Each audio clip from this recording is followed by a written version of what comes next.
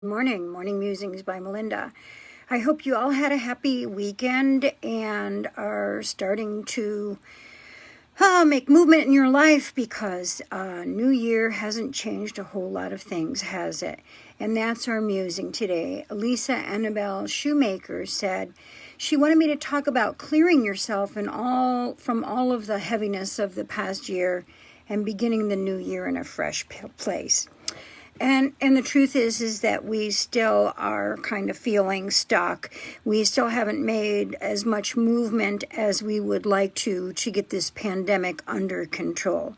We still have a lot of nastiness and meanness between us in regards to how this pandemic affects us both economically and personally.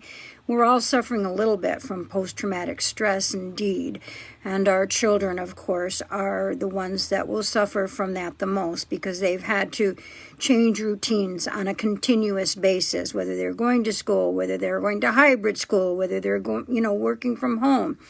And working parents have had to really try to resolve all the issues of figuring out how to take care of their kids, work at home, teach school, and it's ongoing. So it's a subject that's not easily talked about because I don't have an easy answer. In fact, there's no easy answer.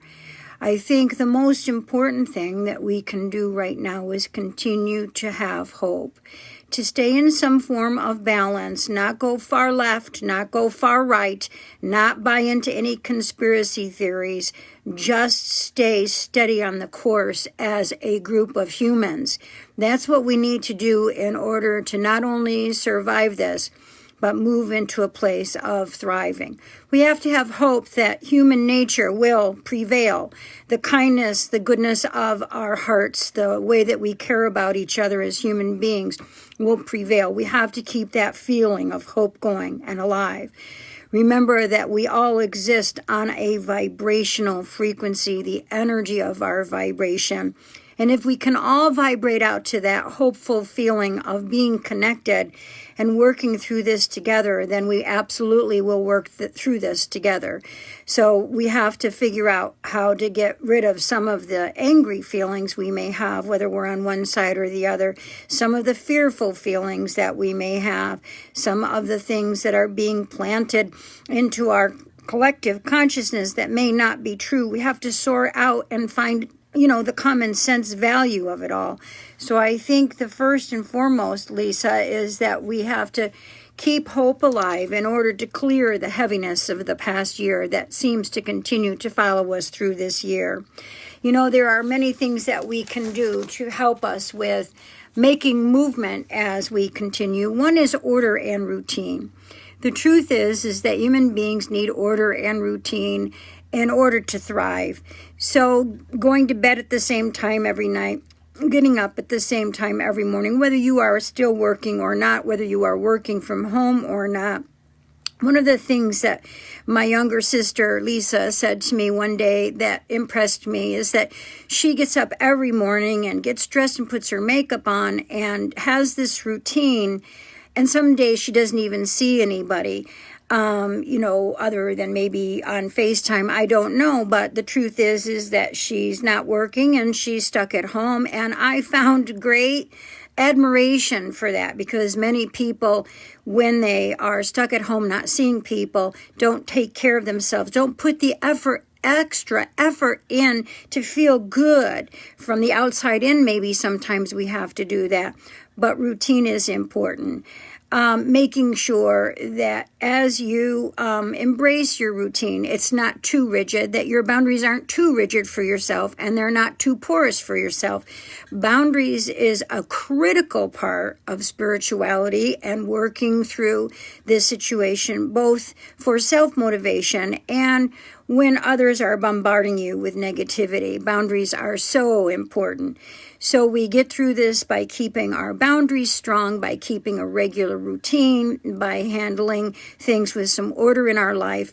Maybe it's time to declutter some things. I think we all have decluttered some, but maybe it's time to do some more. When we declutter things energetically, we're making movement, we're opening up for something new to come into our lives at an energy level. And that's very important. If you're a religious person, please practice your religion with the kind of words that Jesus spoke about non-judgment, and honor all other religions, and make sure that you are doing a lot of prayer at this time. I happen to be Catholic, so I actually listen to a rosary on YouTube in the morning on the way to work.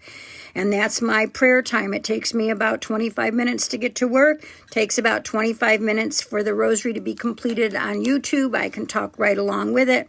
It's a prayer time for me, and it declutters my brain, because not only do you have to declutter some things around your house to make movement for newness, you have to make sure your brain is not bombarded with the negativity that we're hearing through news and from each other on Facebook, and declutter our brains as well. You know, find something that you like to do that's different. Maybe buy a paint by number, or learn to knit, or, learn to, hit a baseball, anything that would give you some newness, that would give you a different kind of focus. And also change up something within yourself. Get a haircut, change something within you. This is a perfect time to maybe start lifting weights in the morning in your own home. There are many ways that we have to get through this together, and singularly, in a way that we improve rather than disintegrate. And that is, of course, everybody's biggest concern as this pandemic continues and the political rhetoric continues to be divisive, that we are disintegrating as a society rather than engaging in kindness and love with each other and finding a way that we can be respectful and continue. So I'm not sure that I've given you the answers that you need, Lisa, because I really don't have those answers. Do any of us have the answers right now? We just have to continue to keep a code of conduct that is a code of conduct that allows us, that when we cross over, to say to God, I did the right thing even when it wasn't the easy thing. And we've got to help the kids. So I hope that this is a great way to start out the week, to think about that and to know that, we continue here to have a year where we have to figure it out, but we will. We will. If you have the same kind of hope and faith in human nature as I do, we will. Have a great day.